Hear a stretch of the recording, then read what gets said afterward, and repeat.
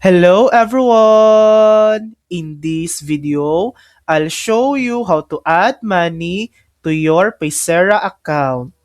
First, open the Paysera app or website and go to Account Tab app.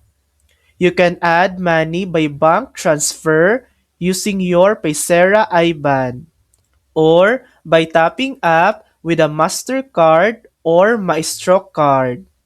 In some countries, you can also deposit cash through partner locations like EasyPay by generating a payment code in the app. Once the payment is completed, the money will appear in your Paysera balance. And that's it. That's how to add money to Paysera. Thanks for watching. If this video helped you, please like and subscribe for more helpful tutorials.